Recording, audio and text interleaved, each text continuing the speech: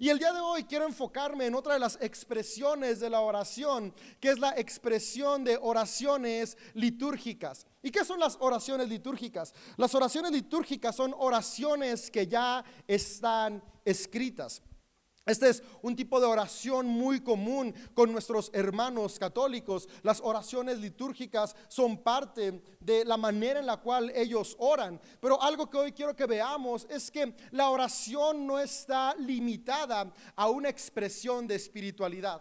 Así como la lengua española no es únicamente para algunos, sino para todos los que nacimos en las regiones de habla hispana. De la misma manera, las expresiones de la oración no están limitadas a ciertas expresiones de fe. La oración es un lenguaje universal del cual tú y yo podemos tomar herramientas para nutrir nuestra espiritualidad. Así que yo quiero animarte a que el día de hoy podamos estar receptivos y abiertos a seguir aprendiendo nuevas herramientas que nutren la manera en la cual conectamos con Dios y en la cual somos conscientes de nuestro espíritu para seguir siendo transformados. Y estas oraciones litúrgicas a mí me encantan porque podemos decir que son las oraciones cuando tú y yo no tenemos palabras.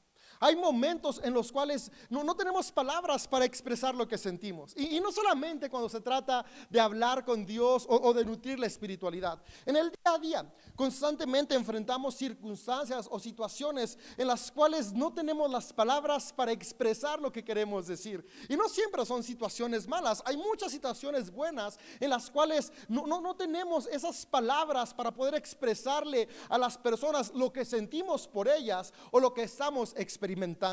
Y algo que me gusta mucho es que los seres humanos no nos limitamos cuando no sabemos qué decir. Encontramos en la creatividad de hombres y mujeres que han escrito lo que tú y yo deseamos decir, pero no sabíamos cómo decirlo. Y es ahí donde tomamos canciones, poemas o declamaciones. ¿Cuántas veces le has querido decir a la mujer o al hombre que te robó el corazón o que te conquistó a algo de lo que sientes por él o ella y no sabes cómo decirlo, pero de repente sin bandera supo tal cual plasmar las palabras que tú tenías y le dedicas una canción? Porque tú y yo como seres humanos conectamos con las distintas maneras que hay en nuestro lenguaje de expresión, y las canciones, poesías y declaraciones son esas palabras que gente inspirada puso para que tú y yo podamos utilizar en esos momentos que las palabras no salen de nuestra boca.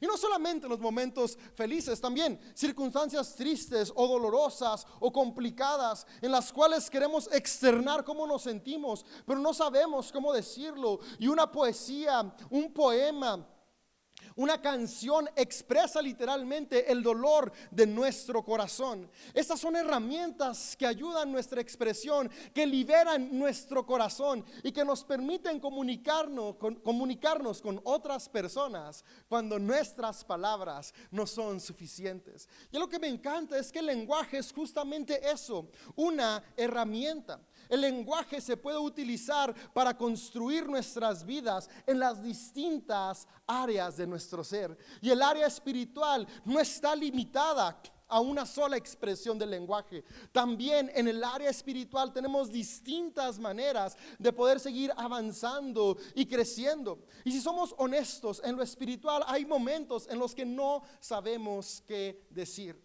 Y cuando no sabemos qué decir, podemos recurrir a las oraciones escritas de hombres y mujeres que, inspirados en las circunstancias que atravesaban, pudieron ver en Dios una esperanza y plasmaron esa esperanza que el día de hoy a ti y a mí nos puede servir como una herramienta súper útil para nutrir nuestra espiritualidad. Pero hay algo más en las oraciones litúrgicas que a mí me encanta y que cuando lo fui descubriendo en mi vida y cuando pude verlo en los pasajes que nos narran la manera en que Jesús enseñó a orar a sus discípulos, me vuela la cabeza. Y el día de hoy quisiera hablarte de los beneficios de la oración litúrgica en nuestro devocional diario. Y quisiera comenzar leyéndote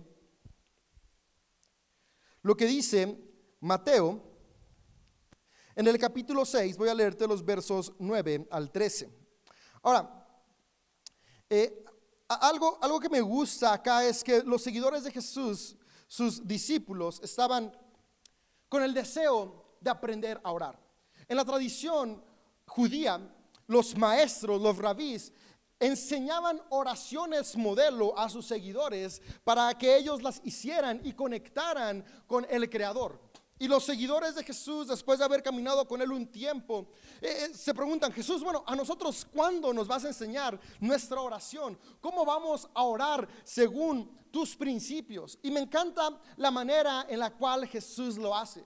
Cuando Jesús le responde, Jesús no le dice: ok, simplemente digan lo que está en su corazón. Y es que generalmente cuando preguntamos: oye, ¿cómo oro? Incluso yo lo he hecho, la respuesta que damos es: pues nada más habla con Dios.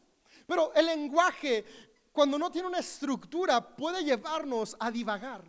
Y me encanta que Jesús, antes de animarlos a tener oraciones espontáneas, les muestra una oración litúrgica. Ahora, ¿qué significa litúrgico? Que es un orden establecido, una oración esquemática. Y mira, leamos lo que dice Mateo 6 en los versos 9 al 13.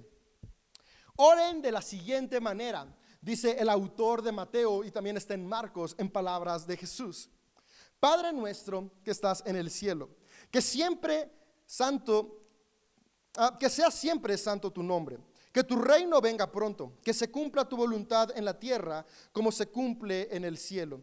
Danos hoy el alimento que necesitamos y perdona nuestros pecados, así como hemos perdonado a los que pecan contra nosotros. No permitas que cedamos ante la tentación, sino rescátanos del maligno.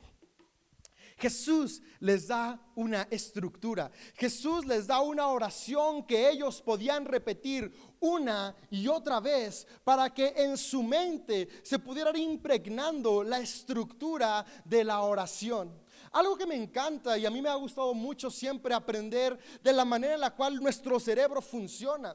Y no hace falta leer muchos libros, simplemente es ver cómo nuestros hijos o sobrinos o niños pequeños van aprendiendo de la vida.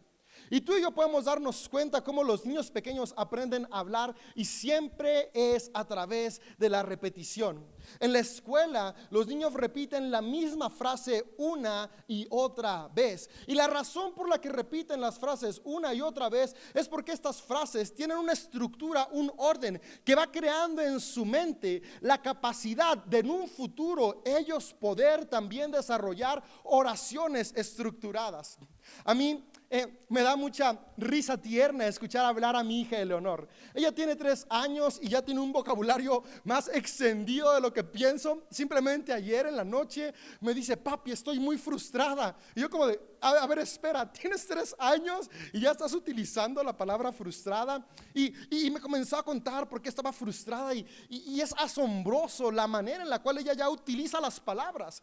Pero entre todas las palabras que utiliza, de repente dice frases que no tienen sentido, porque su cerebro todavía está madurando y está creciendo. Y lo que me encanta es que en la escuela ella está aprendiendo frases con sentido, frases con estructura, que en un futuro la están capacitando a ella para que ella pueda hablar con coherencia, una coherencia aún mayor que la que ya tiene hoy en día. La repetición de estructuras formadas nos capacitan para después nosotros poder hablar de lo que hay en nuestro corazón. Y las oraciones litúrgicas son justamente esta estructura que nos capacita a ti y a mí para después poder también tener oraciones coherentes cuando son oraciones espontáneas. Porque ¿cuántas veces no nos ha pasado que queremos orar y no sabemos ni qué estamos diciendo?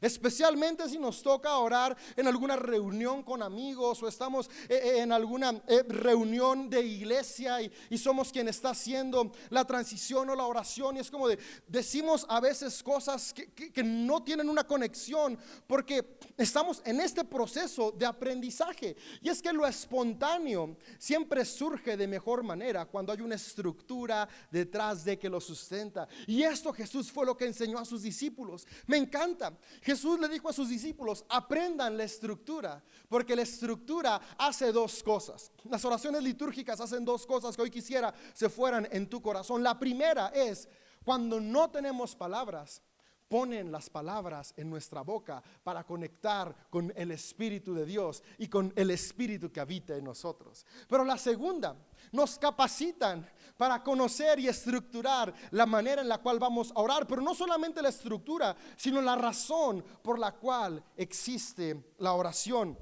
Me gusta cómo en el Padre Nuestro, y nuestro pastor ya ha dado varios temas al respecto, podemos encontrar los principios de una oración sana, de una oración que nos conecta con el corazón de Jesús.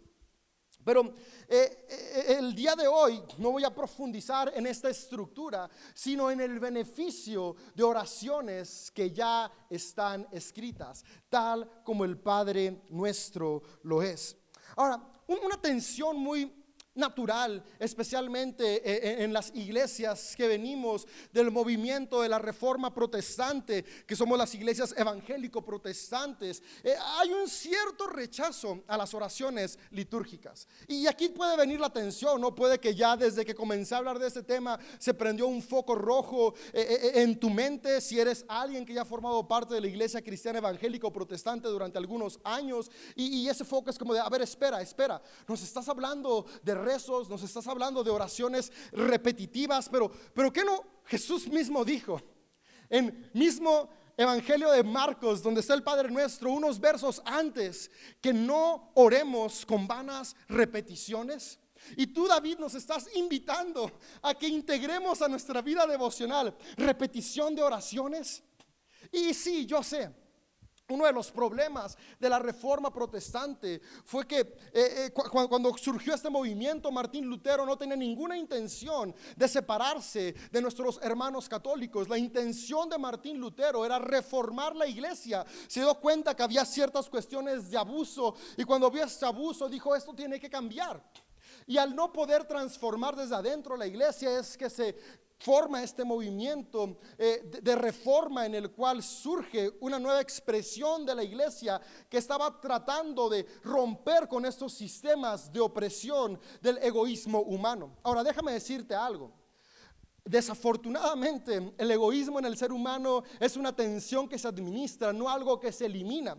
Y aunque el movimiento de reforma surgió con el deseo de levantar una iglesia libre de opresión, desafortunadamente en nuestros días la iglesia evangélica protestante sigue luchando con la tensión de la opresión. ¿Y por qué te digo eso? Porque a veces menospreciamos la historia de la iglesia, menospreciamos a nuestros hermanos católicos por la opresión que un día ellos ejercieron o siguen ejerciendo, ignorando que también dentro de nuestras filas hay opresión. Y es que no se trata, tal como Jesús dijo, de estar viendo la viga en nuestros semejantes, sino de tomar la conciencia, de fijarnos en la viga que está en nuestro ojo y trabajar con nuestros propios problemas, con nuestro propio lucha contra el egoísmo, sin menospreciar las bondades, las virtudes y las herramientas que hay a nuestro alrededor.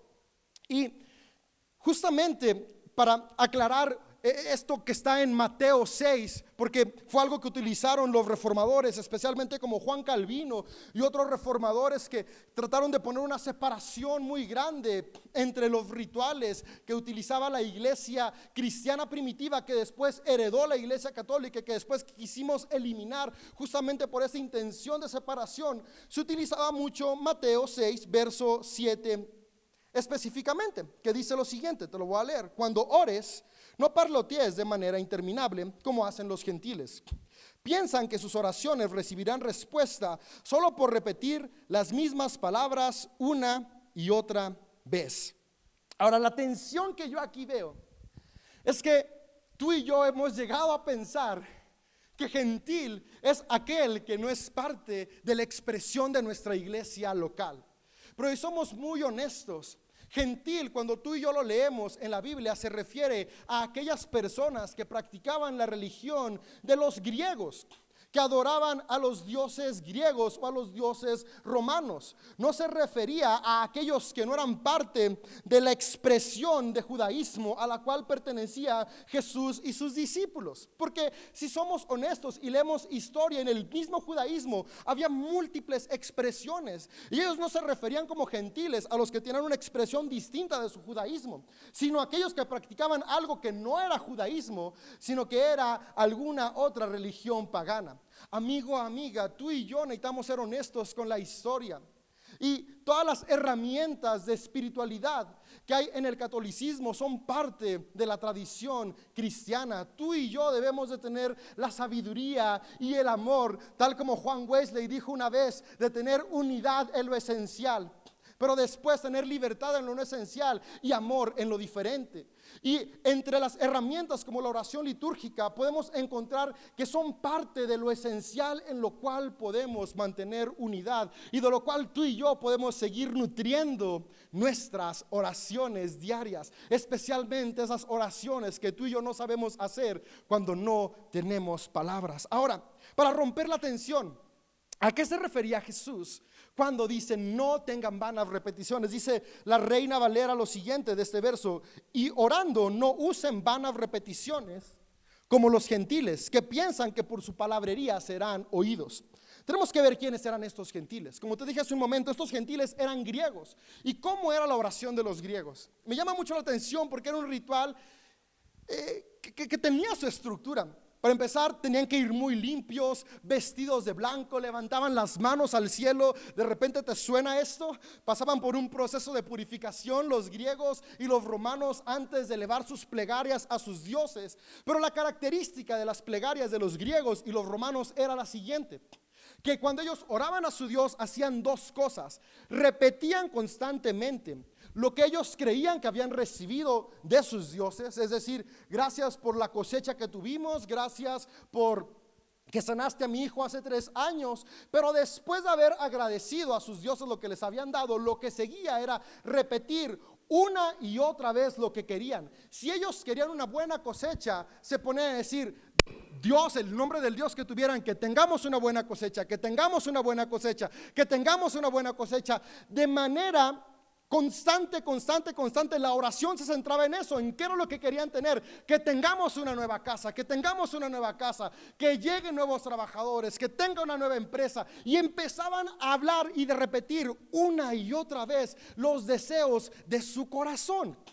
Y todos los deseos de nuestro corazón están centrados en el yo, es decir, las plegarias de los gentiles estaban enfocados en lo que yo quiero ahora. Y por eso lo repetían una y otra vez, con la expectativa de que sus dioses los escucharan y al repetirlo tantas veces se cumpliera. Y cuando Jesús dice no tengan vanas repeticiones, se está refiriendo a esas repeticiones que nacen del corazón egoísta, de lo que yo quiero ahora. Y fíjate cómo podemos conectar esto que es la historia, que es el contexto histórico de lo que eran las oraciones de los gentiles en la época de Jesús, con lo que dice el verso 8. El verso 8 nos conecta completamente con el tipo de oración que hacían los gentiles y lo que Jesús nos invita a no hacer. Lo que Jesús nos invita es a no estar enfrascando nuestras peticiones, nuestros momentos de oración en el yo quiero. ¿Cuántas veces, sin darnos cuenta, hemos caído en este mismo tipo de oración, en donde lo único que hacemos es tomar un tiempo para externarle a Dios qué es lo que queremos? Y fíjate lo que dice el verso 8. Dice: no sean como ellos, los gentiles, que repiten vanamente, porque tu Padre sabe exactamente lo que necesitas, incluso antes de que se lo pidas. Cuando no conocemos el contexto de la oración de los gentiles, no hilamos estos dos versos. Pero cuando nos damos cuenta que la oración de los gentiles consistía en repetir una y otra vez lo que querían, cobra sentido que en el verso 8 Jesús diga: no hace falta que le digas a Dios lo que necesitas, porque Él ya lo sabe. Es decir, que tus oraciones no sean repeticiones una y otra vez de lo que quieres, porque la oración no es una forma de manipular a Dios. La oración no es un medio para obtener lo que quiero de manera sobrenatural. La oración es una disciplina de transformación de la mente y el corazón. Es lo que Jesús estaba animando a sus seguidores, recordarles: hey, la oración no es hablarle a un genio de la lámpara maravillosa. La oración es ser conscientes de que en cada uno de nosotros ya está el Espíritu de Dios, que es amor, que desea fluir a través de nuestras vidas. Por lo tanto, transformemos nuestra mente y nuestro corazón para que en lugar de que fluya egoísmo, es decir, el yo quiero, fluya amor, que es que necesito hacer para construir junto con los que me rodean. Y aquí cambia por completo el paradigma, porque nos damos cuenta que Jesús no estaba hablando en contra de las oraciones litúrgicas. Y es que sería incoherente si Él estuviera en contra de las oraciones estructuradas. No hubiera unos minutos después, no le hubiera enseñado a sus seguidores una oración estructurada. Lo que Jesús anima es: no tengas oraciones egoístas. Ten oraciones enfocadas en la transformación de tu vida. Y es por eso que comienza diciendo en la oración modelo a sus discípulos, en esta primera oración litúrgica que encontramos en la Biblia: Padre nuestro. Porque lo contrario al yo es nosotros. No dice Padre mío. La oración de los gentiles era: Dios mío, haz lo que yo quiero. La oración que transforma el corazón, que Jesús nos enseñó, es: Padre nuestro que estás en el cielo, que tu reino venga y se cumpla tu voluntad. Si nos damos cuenta, es completamente el Padre Nuestro una oración que rompe los esquemas del egoísmo humano. Nos invita a pedir por el pan de cada día. Cuando mi corazón humano quiere tener el pan, no de hoy, ni siquiera de la semana, quiero tener asegurada toda la vida. Pero me recuerda: hey, no se trata de lo material que queremos, sino de la transformación de la mente y el corazón, que me lleva a construir con amor lo material que está a mi alrededor. Y cuando yo descubrí esto, se pudo romper una tensión en mi vida, porque me di cuenta que no se trata de no ser inspirados por las oraciones de otros, sino de darme cuenta en qué lugar está mi corazón cuando oro. Las vanas repeticiones es cuando digo una y otra vez, enfocado en mí mis deseos. Cuando Jesús nos invita a repetir una y otra vez la voluntad de Dios en nuestras vidas. Y las oraciones litúrgicas justamente son estas. Tienen este propósito, el propósito de recordarnos y recentrarnos. ¿Cuál es el propósito de la oración? Desde hace más de un año comencé a aplicar las oraciones litúrgicas como parte de mi devocional diario. Y es que hubo un momento en el cual literalmente no tenía palabras. Puedes decir: David, ¿qué onda? Si tú eres parte del staff de liderazgo de una iglesia, si nací, te cuento, nací en una familia cristiana, aprendí a orar al mismo tiempo que aprendí a hablar, a orar de manera espontánea.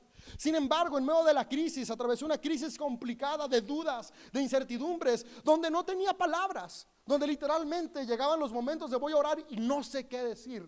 Pasaba más tiempo tratando de encontrar qué decir que diciendo algo, que conectando con Dios. Y recuerdo que en unos momentos de frustración, recordé una oración de uno de mis maestros de secundaria, el doctor Chávez. Si eres de San Francisco, tal vez lo conozcas si estudiaste en La Salle, que es una de las secundarias de aquí de la ciudad en la que crecí. Y si eres de mi época, ¿va? Porque si tienes menos de 25 años no vas a saber quién es, pero si tienes entre 27 para arriba, probablemente sepas del doctor Chávez, que fue un médico, que fue amigo de mi abuelo, que en paz descansa, que también fue médico. Y él, antes de iniciar cada clase, él nos daba biología.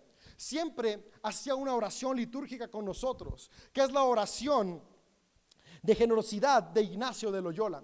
Y esta oración dice lo siguiente: Señor Jesucristo, enséñanos a ser generosos, a servirte como tú lo mereces, a dar sin medida, a combatir sin temor a las heridas, a trabajar sin descanso, sin esperar otra recompensa que saber que hemos cumplido tu santa voluntad.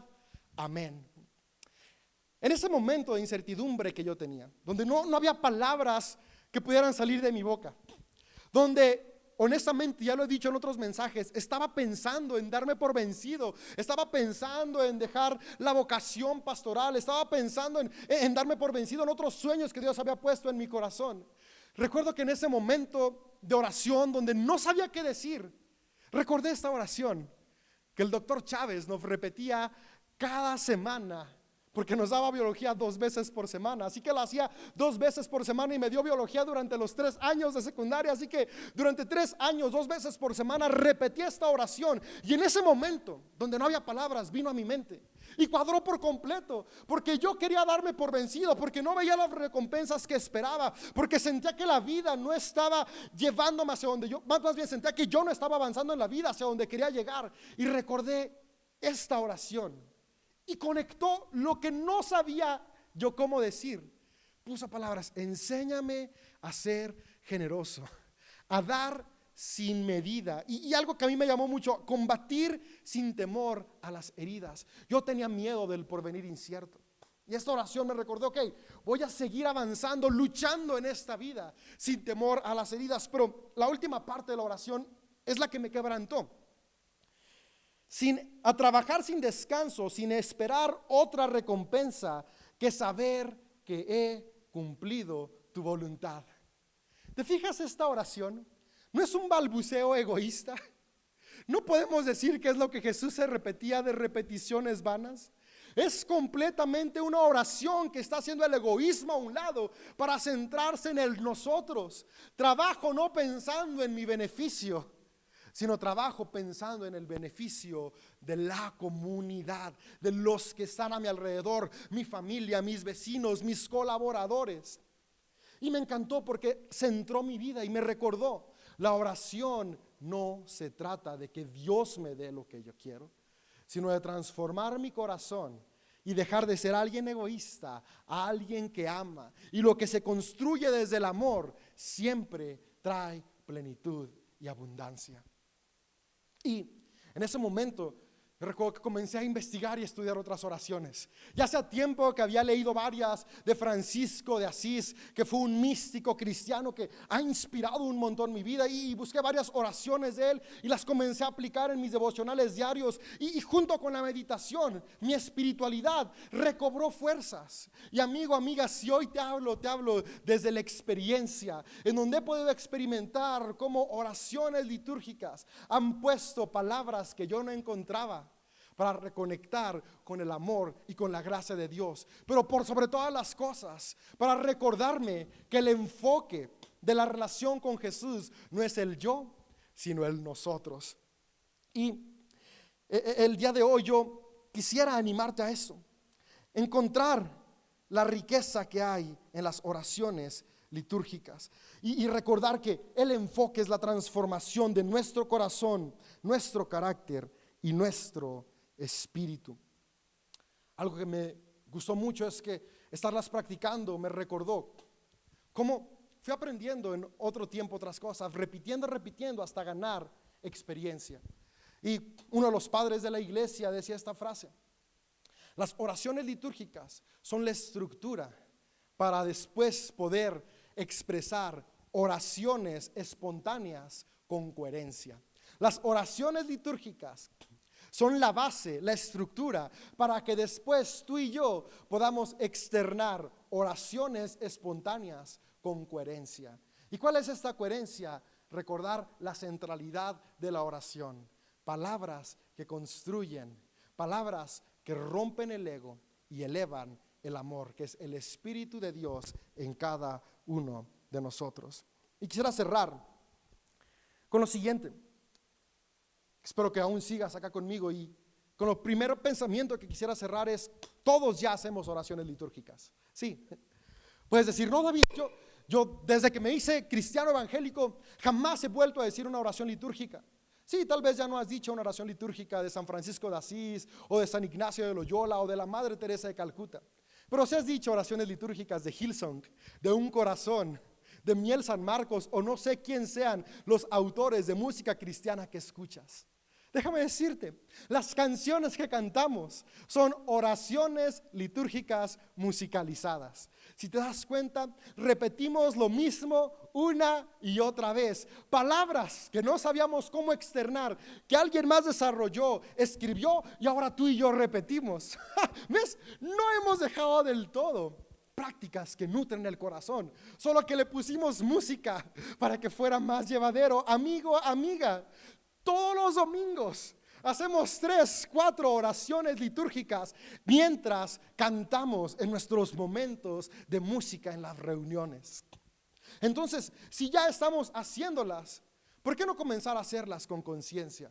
Y en esos momentos que no tengamos palabras, poder acudir a ellas. Tal vez en este momento no te sientes cómodo de acudir a oraciones litúrgicas que se escribieron en la tradición de los padres de la iglesia, pero si te sientes cómodo en acudir a canciones. Puedes ir y encontrar canciones que te conectan con Dios, que ponen en ti palabras cuando no hay palabras y volverlas oración. Esos son los salmos. Los salmos son canciones musicalizadas, oraciones hechas poema. Tú y yo podemos recurrir a las oraciones litúrgicas porque no es algo que vamos a comenzar a hacer, es algo que ya estamos haciendo. Solo hoy te animo a hacerlo con conciencia. El segundo pensamiento es: cuando no tengas palabras, busca las de alguien más y hazlas tuyas. Y la siguiente: aun cuando tengas palabras, practica oraciones litúrgicas porque volverán mejores tus oraciones espontáneas. Y de manera práctica, 4 cosas. El primero es: poco a poco ve descubriendo y haciendo un compendio de tus favoritas, tus canciones favoritas, esas canciones que tal vez no vas a cantar pero puedes orar, tus oraciones litúrgicas favoritas. ¿Y cómo vas a conocerlas? Tal vez si creciste en la expresión de nuestros hermanos católicos ya sepas algunas y solo tengas que desempolvarlas.